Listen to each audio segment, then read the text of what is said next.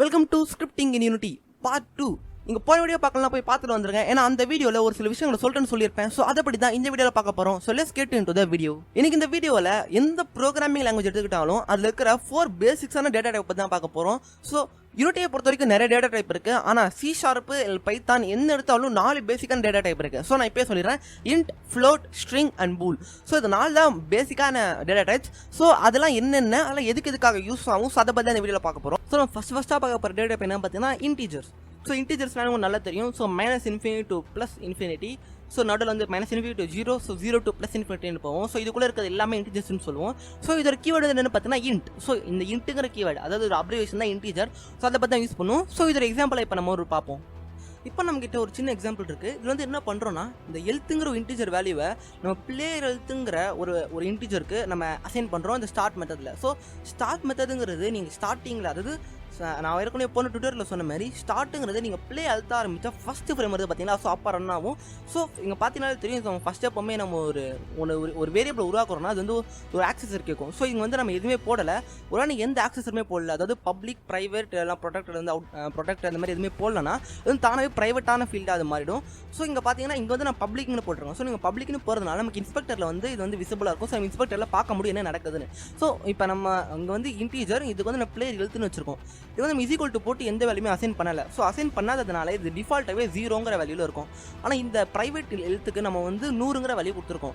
So இதை நம்ம அப்படியே சேவ் பண்ணிவிட்டு நம்ம யூனிட்டி எடிட்டர் போனோன்னா, யூனிட்டி எடிட்டர் போட்டு இந்த கான்சோல் விண்டோவை நீங்கள் கிளிக் பண்ணிக்கோங்க. அப்போ தான் தெரியும் நடக்குது. ஸோ இந்த பிளேயர் விண்டோவில், இந்த பிளேயர் ஆப்ஜெக்ட்டில் தான் நம்ம வந்து நம்மளோட ஸ்கிரிப்டை அட்டாச் பண்ணிருக்கோம். பார்த்தீங்கன்னா தெரியும் பிளேயர் எழுத்துங்கிறது நமக்கு இங்கே அவைலபிளாக இருக்குது. ஸோ நம்ம ஜஸ்ட் நான் ப்ளே பண்ணோன்னே இந்த பிளேயர் எழுத்தை மட்டும் பாருங்கள். ஸோ இதெல்லாம் நான் கொலாப்ஸ் பண்ணிக்கிறேன், உங்களுக்கு பெருசாக தெரியும். கிளிக் பண்ண அடுத்த செகண்டு பார்த்தீங்களா பிளேயர் எழுத்துங்கிறது 100க்கு வந்துருச்சு. உங்கள் நல்லா பார்த்தாலே தெரியும். ஸோ கான்செப்ட் தெரியறதுக்காக நம்ம இப்போ இதுக்கு ஒரு சின்ன பிரிண்ட் ஸ்டேட்மெண்ட் யூஸ் பண்ணுவோம். ஜஸ்ட் நம்ம என்ன பண்ண போகிறோம்னா, நம்ம பிரிண்ட்டுங்கிறது அது வந்து என்னது சாதாரண ப்ரோக்ராம் பிரிண்ட்னு சொல்லுவோம். ஸோ நம்ம யூனிட்டியில் வந்து debug.log தான் யூஸ் பண்ணுவோம் எப்பவும் போல். ஸோ அது எதுக்குன்னு கேட்டிங்கன்னா போன வீடியோ பார்த்துட்டு வந்துருங்க. debug.log we simply say player health.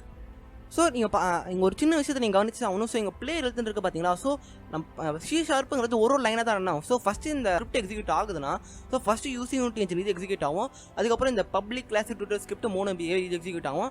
அதுக்கப்புறம் அசைன் பண்ண இந்த வேல்யூஸ் தான் வரும். ஸோ அதுக்கப்புறம் இந்த வேல்யூஸ் வந்ததுக்கப்புறம் இங்கே பிரிண்ட் பண்ணாதான் இங்கே 100 ஒரு வேலை அது தெரியாமல் இதை மேலே நான் பிரிண்ட் பண்ணிட்டேன்னா அது வந்து 0 வரும். ஸோ ஜஸ்ட் நான் உங்களுக்கு பண்ணுறதுக்காக காட்டுறேன். ஸோ மேலே ஒரு வேலையை பிரிண்ட் பண்ணுறேன், கீழே ஒரு வேலையை பிரிண்ட் பண்ணுறேன். ஸோ பிளேயர் எழுத்துக்கு மேலே ஒரு debug.log, கீழே ஒரு debug.log. ஸோ இதை நம்ம கண்ட்ரோல் அழுத்திட்டு நம்ம யூனிட்டி எடிட்டருக்கு போனோம்னா, இங்கே பார்த்தீங்கன்னா திரும்ப நம்மகிட்ட கான்செப்ட் இருக்கும். ஸோ நம்ம ஜஸ்ட் ப்ளே அழுத்தணும்னா, ஸோ பார்த்தாலே தெரியும் ஃபஸ்ட்டு 0ன்னு ஒரு வேல்யூ வந்திருக்கு, அதுக்கப்புறம் 100ன்னு வந்திருக்கு. ஸோ நம்ம ரெண்டுமே ஒரே இதில் தான் அடித்தோம். ஆனால் இது லைன் பை லைனாக அதாவது எக்ஸிக்யூட் ஆகிறதுனால ஃபஸ்ட்டு பிளேயரோட எழுத்து 0ன்னு இருந்தது. ஸோ இங்கே பாருங்கள் 100 இருக்குது. இது வேணா நான் இப்போ கூட ரன் டைமில் கூட மாற்றிக்கலாம். நீங்கள் ரன் டைமில் எந்தெந்த வேல்யூஸை சேஞ்ச் பண்ணாலும், எக்ஸாம்பிள் இந்த மெஷ் 100 ஆஃப் 100ன்னு வச்சுக்கோங்களேன், தரல நீங்கள் ப்ளே டைம்லேருந்து வெளியே வந்தோடனே இது எல்லாமே டிஃபால்ட்டாக மாறும் பார்த்தீங்களா.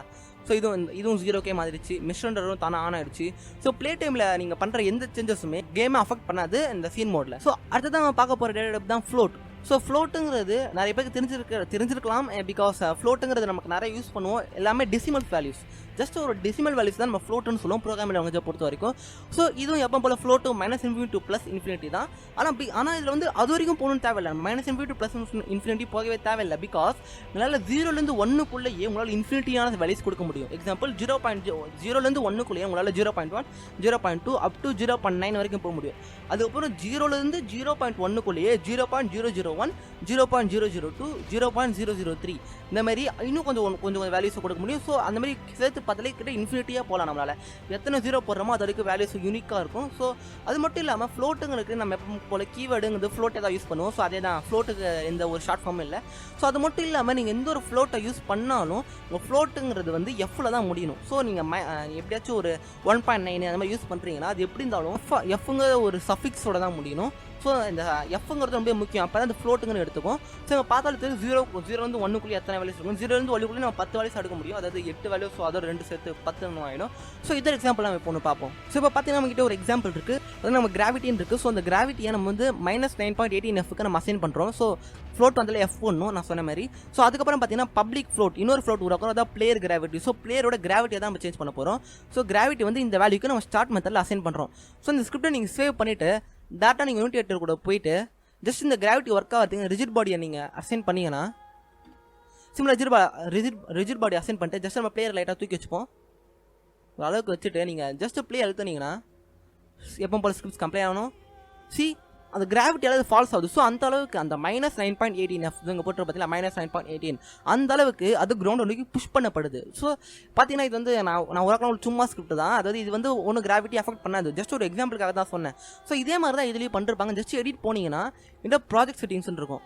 ப்ராஜெக்ட் செட்டிங்ஸில் போனீங்கன்னா இங்கே வந்து ஃபிசிக்ஸ் இருக்குது பார்த்தீங்களா. ஸோ இந்த ஃபிசிக்ஸை கிளிக் பண்ணுறது மூலமாக இங்கேயே அசைன் பண்ணிருப்பாங்க அதோட அந்த வேல்யூ. ஸோ பார்த்தீங்கன்னு வச்சுக்கோங்க, கிராவிட்டின்னு இருக்கா, க்ளோத் கிராவிட்டி, வெறும் கிராவிட்டின்னு ஸ்டார்டிங்கில் இருக்குது பாருங்க.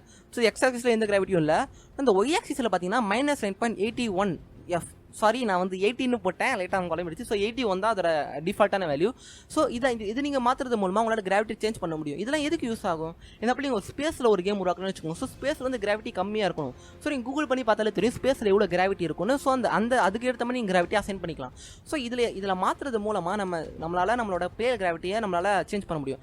எப்படி இப்போ நான் ரொம்ப கம்மியாக வைக்கிறேன்னு வச்சுக்கோங்களேன், ஜஸ்ட் 1ன்னு வைக்கிறேன், +1 மேலே போகும், அதாவது ஆப்ஜெக்ட் வந்து மிதக்க ஆரம்பிச்சிடும். இப்படி 1ன்னு வச்சுட்டு நான் எக்ஸிட் பண்ணிட்டு ரிப்ளே அழுத்தினா நம்ம கியூப் வந்து தானே மேலே போயிட்டு இருக்கு, அது கிராவிட்டியில் பறந்துட்டு இருக்கு. ஸோ இந்த மாதிரி தான் நீங்கள் பறக்கிற ஆப்ஜெக்ட்ஸ்லாம் உருவாக்கிங்க இந்த கிராவிட்டியை மாற்றுறது மூலமாக. நான் மறுபடியும் சொல்கிறேன், யாரும் இந்த ஸ்டேட்டை எடிட் போயிட்டு கிராவிட்டியை மாற்றாதீங்க. ஜஸ்ட் ஒரு ஆப்ஜெக்ட்டுக்கு வேணும் அந்த ரிஜிட் பால்லேருந்து அதை கிராவிட்டியை மாற்றுங்க. ஸோ எப்போ போல இந்த -9.81 வச்சுருங்க. 18 தப்பாக போட்டேன். ஸோ 80 வந்தால் கரெக்டான வேல்யூ. ஸோ உங்களுக்கு புரிஞ்சிருக்கும் நினைக்கிறேன் ஃப்ளோட்னா எதுன்னு சொல்லிட்டு. அடுத்ததான் நம்ம பார்க்க போகிற டேட்டா டைப் தான் ஸ்ட்ரிங்ஸ்னு சொல்லுவோம். ஸோ ஸ்ட்ரிங்ஸுங்க நிறைய பேருக்கு புதுசாக இருக்காது. ஸ்ட்ரிங்ஸுங்கிறது ஒரு single quotes, double quotes, triple quotes, இதுக்குள்ளே கொடுக்குற வார்த்தை மட்டும்தான் நமக்கு ஸ்ட்ரிங்காக யூஸ் ஆகும். ஸோ சிங்கிள் கோட்ஸுங்கிறது ஒரு சிங்கிள் கேரக்டரை மட்டும் டைப் பண்ணுறதுக்காக. ஸோ டபுள் கோட்ஸுங்கிறது ஒரு லைன் இல்லைனா ஒரு வார்த்தை அதை டைப் பண்ணுறதுக்காக. ட்ரிபிள் கோட்ஸுங்கிறது ஒரு மல்டி லைனாக நம்ம டைப் பண்ணுறதுக்காக. ஸோ இதோட கீவேர்டு என்னென்னு பார்த்தீங்கன்னா ஸ்ட்ரிங்குக்கு எப்போ போல ஷார்ட் ஃபார்ம்லாம் இல்லை, ஸ்ட்ரிங் தான். அது மட்டும் இல்லாமல் இங்கே பார்த்தீங்கன்னா ஒரு எக்ஸாம்பிள் நம்ம இப்போ பார்த்துட்டு வருவோம். ஸோ இப்போ ஒரு ஸ்ட்ரிங்குக்கான எக்ஸாம்பிள் பார்ப்போம். இங்கே பார்த்தீங்கன்னா நம்ம ஸ்ட்ரிங்கில் நேம்னு ஒரு ஸ்ட்ரிங் உருவாக்கியிருக்கோம். அதுக்கு வந்து ஆன்ஜி, அதாவது என் பேரை நான் எக்ஸாம்பிளாக யூஸ் பண்ணிக்கிறேன். ஸோ அதுக்கப்புறம் பார்த்தீங்கன்னா பப்ளிக் ஸ்ட்ரிங், அதாவது இன்ஸ்பெக்டரில் தேவைக்காக பப்ளிக் ஸ்ட்ரிங் பிளேயர் நேம், வெறும் ஒரு பிளேயர் நேம் கிரியேட் பண்ணி வார்டு ஷார்ட்டில் பிளேயர் நேம் = நேம் அப்படின்னு நம்ம இங்கே அசைன் பண்ணியிருக்கோம். ஸோ இங்கே பார்த்தீங்கன்னா இங்கே வந்து இங்கே ஒரு சின்ன மிஸ்டேக் அடிச்சது வந்து அப்பர் கேஸில் இருக்குது, இது லோவர் கேஸில் இருக்குது. ஸோ நம்ம ஜஸ்ட் இது அப்பர் கேஸுக்கு மட்டும் ரெண்டுமே சேம் ஆயிடுச்சு. ஸோ இந்த மாதிரி அப்பர் கேஸில் ஓவர் கேஸும் ரொம்ப முக்கியம் C# பொறுத்த வரைக்கும். இது கண்ட்ரோலே அழுத்திட்டு நீங்கள் ஸ்ட்ரெயிட்டாக யூனிட்டி விண்டோக்கு போனீங்கன்னா போயிட்டு நீங்கள் ப்ளே அழுத்தின அடுத்த செகண்டு பார்த்தீங்கன்னா தெரியும் இந்த பிளேயர், அதாவது டுட்டோரியல் ஸ்கிரிப்டில் எங்கள் பிளேயர் நேமில் நமக்கு ஆன்ஜின்னு தானே அசைன் ஆயிடுச்சு. ஸோ நம்ம இதை மாற்றுறது மூலமாக ஸோ இதான் எதுக்கு யூஸ் ஆகும். ஸோ பிளேயர் நேம் நமக்கு ஷோ பண்ணுறதுக்கு, பிளேயர் நேமை நம்ம ஸ்டார்ட் அந்த என்னது இன்ஸ்டால் பண்ணிட்டு உள்ளே வருவாங்கல்ல, ஸோ அப்போ நம்ம பிளேயர் நேமை வாங்கிடுவோம். ஸோ பிளேயர் நேமை வாங்கிட்டு அதுக்கப்புறம் கேம்குள்ளே போன வேண்டிய நம்ம அதை டிஸ்பிளே பண்ணுவோம் அவங்களோட யூஐயில். ஸோ நான் யூஐ பற்றி தனியாக ஒரு கோர்ஸ் போடுறேன். ஸோ இப்போதைக்கு இது வரைக்கும் அந்த ஸ்ட்ரிங்கை பற்றி இதுக்கு போதும். ஸோ ஸ்ட்ரிங்கை பற்றி உங்களுக்கு ஐடியா கிடச்சிருக்கும்னு நினைக்கிறேன். ஸோ நம்ம அடுத்த டேட்டா டைப்புக்கு போவோம். அண்ட் ஃபைனலி நம்ம என்ன டைப் பார்க்க போகிறோம்னா பூல்ஸ்னு சொல்லுவோம். ஸோ பூல்ஸும் அந்த சிம்பிளாக சொல்லி முடிச்சிடும், ட்ரூ ஆர் ஃபால்ஸ், சின்ன வயசுலேருந்து படிச்சு வரது தான். ஸோ இதோட கீவேர்டு என்ன பார்த்தீங்கன்னா பூல்ஸ். நம்மளோட ப்ரோக்ராமிங் லாங்குவேஜில் இந்த இன்டர் தவிர வேறு எதுக்குமே ஷார்ட் ஃபார்மே இல்லை, ஜஸ்ட் நம்ம எல்லாத்தையும் அப்படியே தான் கால் பண்ணுவோம். So just true or false, அதை பற்றி சொல்லுறது அதோட பெருசாக இல்லை. ஆனால் இந்த பூல்ஸுங்கிறது ரொம்பவே ஹெல்ப்ஃபுல்லாக வரும் ப்ரோக்ராமிங் லாங்குவேஜ் பொறுத்த வரைக்கும். ஸோ இதுக்கான ஒரு எக்ஸாம்பிளை பார்த்துட்டு வருவோம். இப்போ நம்ம ஒரு பூல்ஸ்க்கான எக்ஸாம்பிளை பார்ப்போம். ஸோ இங்கே பார்த்தீங்கன்னா தெரியும், நான் ஃபஸ்ட்டு ஒரு வேரியபிள் கிரியேட் பண்ணுறேன் இஸ் சொல்லிட்டு. ஸோ இது ஒரு பப்ளிக் எப்போ போல அக்சர், அதுக்கப்புறம் டேட்டா டைப் பூல், அதுக்கப்புறம் அதோட பேர் இஸ் அலைவ். ஸோ கடைசியில் ஒரு செமிகோலன் வச்சு முடிச்சிட்டோம். பார்த்தீங்கன்னா அப்டேட்டில் கால் பண்ணுறோம். ஸோ அப்டேட்டில் பண்ணுறது மூலமாக ஒரு ஃப்ரேமும் ரன் ஆகுறதுனால ரன் டைமில் இதை மாற்றுறது மூலமாக நம்மளால் அந்த ஆப்ஜெக்ட் மறைகிறதையும் வரதையும் தெரிய பார்க்க முடியும். ஸோ இங்கே பார்த்தா ஒரு சிம்பிளான கோட் டைப் பண்ணுறேன். இதை பற்றி இப்போதைக்கு நான் அப்போ எக்ஸ்பிளைன் பண்ண என்ன பண்ணிருக்கேன்னு. ஸோ இஃப் எல்ஸ் ஸ்டேட்மெண்ட்னு சொல்லுவாங்க, இது பேர் தான். ஸோ இஃப் எல்ஸ் ஸ்டேட்மெண்ட் தெரியாதவங்களுக்கு நிறைய பேர் தெரிஞ்சிருக்கு எப்படி இருந்தாலும், பிகாஸ் நிறைய பேர் பார்க்குறோம்லாம் எப்படி இருந்தாலும் 11th 12th 10th கூட இப்போலாம் அதை சொல்லி தர ஆரம்பிச்சிட்டாங்க இஃப் எல்ஸ், ஏன்னா கம்ப்யூட்டர் சயின்ஸ் இருக்கிறதுனால. ஸோ அது மட்டும் இல்லாமல் இந்த இடத்துல பார்த்தீங்கன்னா கெட் காம்பனண்ட்டுங்கிற ஒரு ஃபங்க்ஷன் யூஸ் பண்ணிருக்கேன். இது வந்து என்ன பண்ணுன்னா இப்போ இந்த ஸ்கிரிப்ட் வந்து எதில் அட்டாச் இருக்கோ அதுல இருந்து ஒரு காம்பனண்ட் எடுக்கணும். எந்த காம்பனண்ட் மெஷ் ரெண்டர் எடுக்கிறோம். மெஷ் ரெண்டர் ஒரு ஸ்கிரிப்ட். ஸோ ஸ்கிரிப்ட்னால இங்கே open course brackets dot enable, அதாவது எனேபிள்ட வந்து ட்ரூ இஃப் இஸ் அலைவாக இருந்தா, ஒரு வேலை இல்லைன்னா அதாவது நாட் ஈக்குவல், அதாவது நாட் இஸ் அலைவ் இந்த மாதிரி இது போட்டால் இது வந்து நாட்னு அர்த்தம். ஸோ வந்து நம்ம க்ளோஸ் பேக் பண்ணிப்போம்.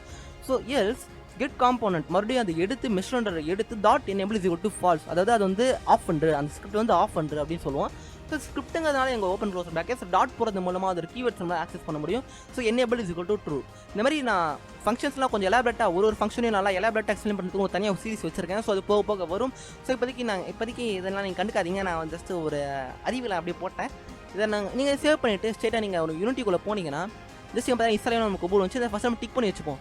டிக் பண்ணால் தான் நம்ம ஆப்ஜெக்ட் நம்ம கண்ணுக்கு தெரியும். ஸோ நம்ம ப்ளே அழுத்தணும்னா ஸ்கிரிப்ட் எப்போ போல கம்பேர் ஆகணும் பார்த்தா தெரியும். இப்போ நான் அந்த இஸ்லைவ் எடுத்துட்டோம்னா பார்த்தீங்களா ஆப்ஜெக்ட் காணா போயிடுச்சு.